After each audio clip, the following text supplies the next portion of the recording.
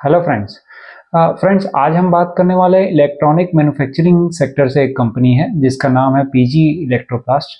तो video start करने से पहले मैं आपको बता दूं कि take this video just only for educational purpose और ये कोई बाय या सेल रिकमेंडेशन नहीं है। इसमें मैं अपनी एनालिसिस बताऊंगा, आपको वैल्यूएशन करके बताऊंगा। देन आपको खुद ताकि आइडिया लगे कि आप कैसे कोई भी स्टॉक में पैसा लगा रहे हैं तो आप क्या क्या चीज़ें ध्यान में रख के पैसा लगा सकते हैं। तो आइए फ्रेंड्स स्टार्ट करते हैं। पीजी इलेक्ट्रोप्लास्ट तो बेसिकली ये कंपनी करती क्या है, सबसे पहले हम इसका बिजनेस मॉडल समझते हैं। तो ये ओरिजिनल डिजाइन मैन्युफैक्चरर है और ओरिजिनल इक्विपमेंट मैन्युफैक्चरर है। ओडीएम ओरिजिनल डिजाइन मैन्युफैक्चरर मतलब कंपनी जो भी इलेक्ट्रॉनिक प्रोडक्ट्स हैं जैसे एसी, वॉशिंग मशीन एक्सेट्रा और भी कंज्यूमर ड्यूरेबल्स, टीवी और पीसीबी बोर्ड्स आते हैं, जो ये सबको डिजाइन भी करती है प्लस उनको मैन्युफैक्चर भी करती है। और एज अ कॉन्ट्रैक्ट मैन्युफैक्चरिंग भी, अगर जो दूसरी कंपनियां हैं वो बताती हैं कि आपको दूसरी कंपनियां जो इनकी क्लाइंट्स है अगर वो डिज़ाइन देती हैं तो ये उनको मैन्युफैक्चर करके भी देती हैं। तो दोनों टाइप का काम करती है, ओडीएम और ओईएम। प्लस ये प्लास्टिक इंजेक्शन मोल्डिंग में भी इन्वॉल्व है कंपनी, मतलब प्लास्टिक प्रोडक्ट बहुत सारे जो सीलिंग फैंस, रेफ्रिजरेटर्स, मोल्ड्स हो गए और कंज्यूमर ड्यूरेबल, बहुत सारे आइटम्स हैं इलेक्ट्रॉनिक्स के भी और अदर देन इलेक्ट्रॉनिक्स भी। तो बेसिकली उसी में ही है कंपनी। कंपनी काफ़ी पुरानी है, मेरे ख्याल से 1980s के आसपास की कंपनी है। और पीजी ग्रुप है जो उसकी फ्लैगशिप कंपनी है। बाद में 2000 के बाद इन्होंने पीजी इलेक्ट्रोप्लास्ट एक अपना नया बेस खड़े किया पेरेंट कंपनी से निकलकर। और धीरे धीरे जैसे ये प्लास्टिक मोल्डिंग में और कंज्यूमर ड्यूरेबल्स में आए तो उसको काफ़ी ग्रोथ देखने को मिला। तो देखिए हम सबसे पहले देखते हैं कि कंपनी का प्रोडक्ट मिक्स चेंज क्या क्या, मतलब कितना परसेंट रेवेन्यू किस किस से आता है। तो देखिए तीन वर्टिकल्स मैंने सब इसके बेसिकली तीन वर्टिकल्स होते हैं। एक प्रोडक्ट बिजनेस है जिसमें रूम एसीज आते हैं, मतलब आउटडोर इंडोर यूनिट, कंप्रेसर वगैरह एक्सेट्रा वो सब। और सेकंड है एयर कूलर भी आता है, उसी में वॉशिंग मशीन भी आती है। ये प्रोडक्ट बिजनेस के अंदर ही मैं बता रहा हूँ। बेसिकली इनका तीन वर्टिकल्स है। फर्स्ट वर्टिकल जो है वो प्रोडक्ट मैन्युफैक्चरिंग में है, उसमें एसीज हो गए, वॉशिंग मशीन हो गए और एयर कूलर्स हो गए। तो ये जो पोर्शन है, ये जो पार्ट है, ये अराउंड 65 टू 70% कॉन्ट्रीब्यूट करता है रेवेन्यू का। और उसके बाद जो प्लास्टिक मोल्डिंग बिजनेस है वो अराउंड 25% के आसपास। बाकी जो रेस्ट 10% है वो आप पीसीबी बोर्ड्स, इलेक्ट्रॉनिक्स आइटम्स, जैसे मैंने आपको बताया कि PCB I think printed circuit boards वगैरह जो होता है, जो एलईडी और लैपटॉप और पीसी वगैरह में लगता है, तो ये उसको भी मैन्युफैक्चर करके देती है। तो और इसका हाँ टीवी बिजनेस जो है अभी रिसेंटली में इन्होंने दूसरी सब्सिडरी बना ली है, मतलब गुडवर्थ इलेक्ट्रॉनिक्स करके है, उससे जेवी कर ली है 50% में। तो टीवी बिजनेस भी पहले इसी में आता था, रेवेन्यू कंट्रीब्यूट होता था लास्ट ईयर 24 तक। अब वो अलग हो गया, वो गुडवर्थ इलेक्ट्रॉनिक्स में आ गया इनका टीवी बिजनेस, जिसमें ये 50% हिस्सेदार है। तो फ्रेंड्स अब हम देखते हैं कि कंपनी का क्या पास्ट परफॉर्मेंस रहा है पिछले 8-10 साल में और कंपनी क्यों इतना चर्चित है। आप देखे होंगे कि इसके स्टॉक प्राइस बहुत तेजी से बढ़ा होगा, तो कुछ ना कुछ इवन ग्रोथ पोटेंशियल है। तो पहले अपन पास्ट परफॉर्मेंस देखते हैं कंपनी का।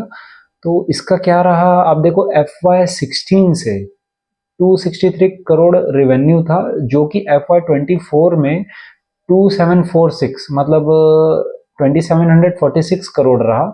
तो आप देख सकते हो 10 टाइम्स की ग्रोथ आई है almost in in only in just 8 years, मतलब 34% CAGR का ग्रोथ है। और पैट भी आप देखोगे, अगर मैं कंपेयर करूं 2020 से लेके 2024 तक का, तो 150 करोड़ का जो पैट है वो अभी हो गया है 1668 करोड़ का। तो आप देख ही सकते हो कि पिछले 8-10 साल में कितनी ग्रोथ आई है, कितना अच्छा रिटर्न दिया है कंपनी में। और तो ये क्या अपॉर्चुनिटी रही, क्या ऐसा चेंज हुआ। देखो हम हमेशा देखते हैं फंडामेंटल ट्रिगर्स क्या है, की ट्रिगर क्या प्ले आउट कर रहा है। तो कंपनी एंटर की प्रोडक्ट बिजनेस में, जो जैसे मैंने आपको बताया इसका जो पहला वर्टिकल वो अभी जो 65-70% कॉन्ट्रीब्यूट कर रहा है, उसमें रूम एसीज आ गए और वॉशिंग मशीन आ गए। और सेकंड आपके जो एयर कूलर्स आ गए, तो उसमें बहुत ट्रिमेंडस ग्रोथ आई है। देखो गर्मी बढ़ते जा रही है इंडिया में, और जैसे जैसे लोगों अर्बनाइजेशन आ रहा है, लोगों की इनकम ग्रोथ बढ़ रही है, मिडिल क्लास की भी इनकम ग्रोथ हो रही है। तो उसके हिसाब से जैसे कंज्यूमर का जो कंजम्पशन पावर है और जो डिस्पोजेबल इनकम आप बोल सकते हो, सबका एक बेसिक नीड होते जा रही है, ऐसी गर्मी जिस हिसाब से बढ़ रही है। तो इनको वही ग्रोथ दिखी। और 2020 के बाद जैसे गवर्नमेंट ऑफ इंडिया ने बहुत सारे बैन लगाए कि बाहर से हम ये आइटम नहीं मंगा सकते, मेक इन इंडिया ट्रेंड चला। उसके बाद इनको बहुत तेजी से इनको ग्रोथ मिला 2020 के बाद से। तो प्रोडक्ट बिजनेस में जो इनका ग्रोथ आया 150 करोड़ से, रिवेन्यू इनका सिर्फ 150 करोड़ कंट्रीब्यूट करता था 2020 में। उस समय मेजर ये प्लास्टिक मोल्डिंग और अदर इलेक्ट्रॉनिक आइटम्स में थे। तो वो जाके अभी 1668 करोड़ के आसपास रहा 24 में, FY24 में। तो प्रोडक्ट मिक्स चेंज हुआ, कंपनी ने higher value added higher margin products में फोकस किया और वहाँ इनको ग्रोथ भी दिख रही है।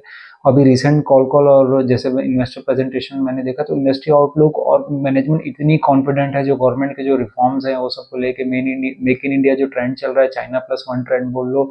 और ये तो अभी ये बोल रहे हैं FY25 तो अभी जस्ट एक बेस है जिसमें ये अभी और इतना पोटेंशियल देख रहे हैं ग्रोथ का कि ये खुद भी अनुमान नहीं लगा पा रहे। क्योंकि अभी बहुत अंडर पेनेट्रेशन है एसी वगैरह। और आप देखोगे तो यहाँ तक कि मोबाइल फोन्स भी आजकल हमको लगता है सबके पास दो दो तीन तीन है, लेकिन आप अंदर रूरल एरियाज में जाओगे, गांव गांव में तो लोगों के पास मोबाइल नहीं है, नेटवर्क नहीं है, बहुत अभी भी अंडर पेनेट्रेशन है और इनकम लेवल भी बढ़ रही है जैसे में। तो यही सब ग्रोथ ट्रिगर्स हैं। और कंपनी का प्रोडक्ट मिक्स चेंज हुआ तो रिवेन्यू कंट्रीब्यूट, जो मेजर चंक जो रिवेन्यू का है वो प्रोडक्ट बिजनेस से आ रहा है, तो वो हायर मार्जिन बिजनेस है। इसीलिए कंपनी का आप देखोगे स्टॉक भी परफॉर्म किया और ऑब्वियस है अर्निंग्स भी आई है उस हिसाब से पिछले 8-10 साल में।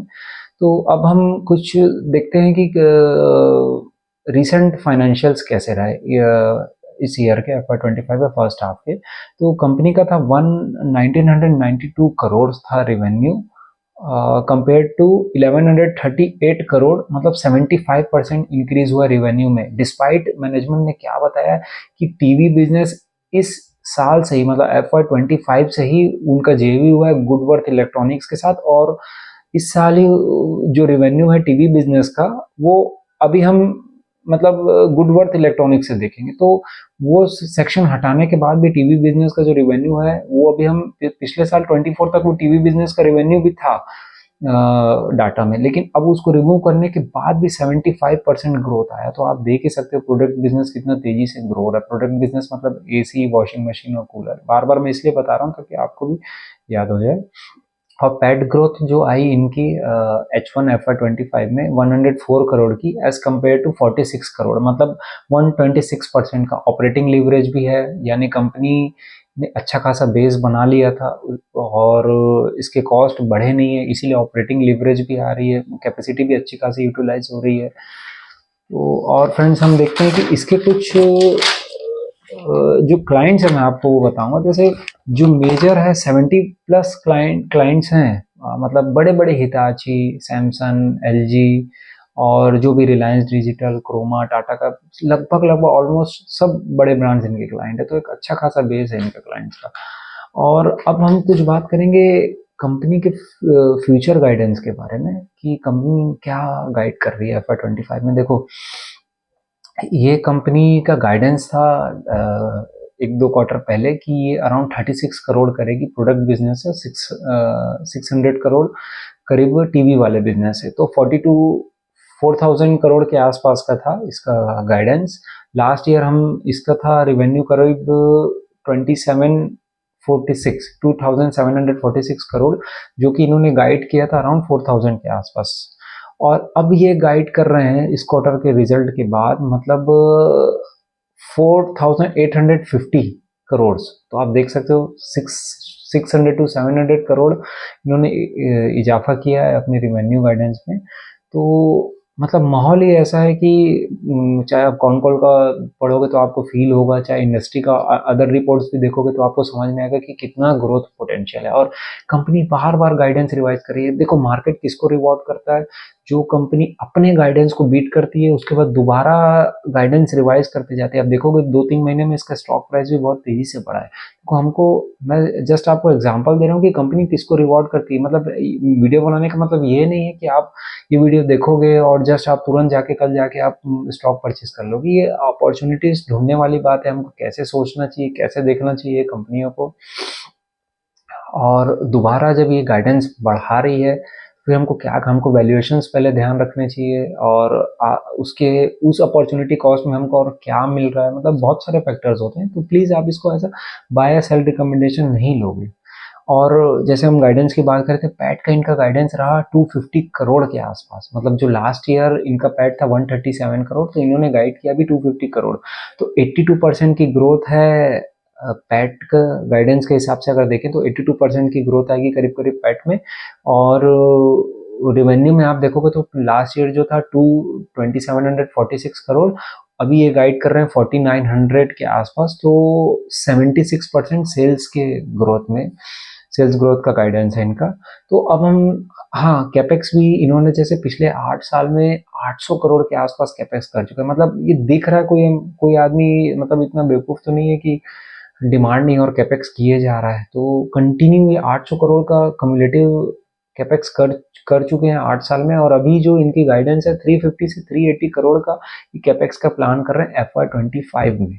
तो डिमांड है, अपनी जो एग्जिस्टिंग कैपेसिटी है उसी से ये फुलफिल नहीं कर पा रहे डिमांड, इसीलिए इतना तेजी से कैपेक्स करते जा रहे हैं। और इनका डेट टू इक्विटी भी बहुत कम है, 0.2 के आसपास। मतलब कंपनी की बैलेंस शीट भी एकदम क्लियर है, डेट बहुत कम है। तो अपने जो इंटरनल एक्रूवल्स है, अपना जो इक्विटी बेस है, कैपिटल है, जो कैश है, जो मतलब सिंपल भाषा में जो पैसा कमा रही है उसी से कैपेक्स कर रही है कंपनी।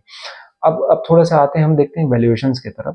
जैसे अभी 28,000 करोड़ के आसपास इनका मार्केट कैप है और 250 का इनका पेट है। मतलब FY एक्सपेक्टेड अगर FY25 में हम देखें तो 113 टाइम्स मल्टीपल पे मिल रहा है हमको FY25 की अर्निंग्स पे स्टॉक। और इसका ग्रोथ इंजन जैसे 80% के आसपास कंपनी गाइड कर रही है। और ऐसा नहीं है कि कंपनी बार बार 2-3 बार मतलब अपने गाइडेंस को रिवाइज कर रही है तो कहीं फेल हो रही है। वो ऑब्वियस है, वो मतलब वॉकिंग द टॉक मैनेजमेंट है। जब वो बार बार रिवाइज करे तो उसको इतना ग्रोथ दिख रहा है। तो फ्रेंड्स, आपको ये देखना है कि पैग रेशियो भी इसका जो है, मतलब पी डिवाइडेड बाय जो अर्निंग्स ग्रोथ है वो भी 1.5 के अंदर के 1.5 के आसपास ही आ रहा है।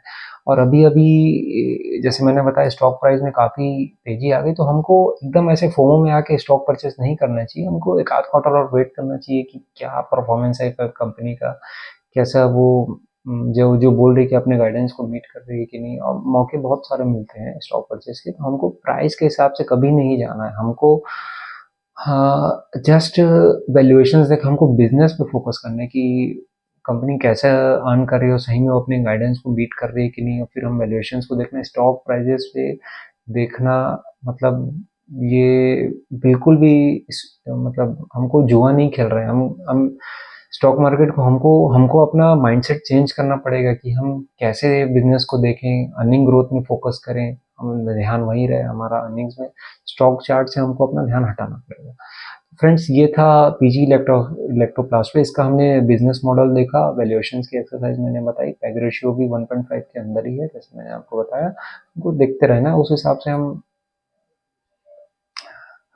और नई अपॉर्चुनिटीज और क्या क्या है मार्केट में वो सब देख के हमको एक अच्छा एक डाइवर्सिफाइड पोर्टफोलियो बना के चलना है। तो फ्रेंड्स, वीडियो पसंद आया तो प्लीज़ अपने फ्रेंड्स से शेयर करना ना भूलें। मिलते हैं नेक्स्ट वीडियो में। Thank you.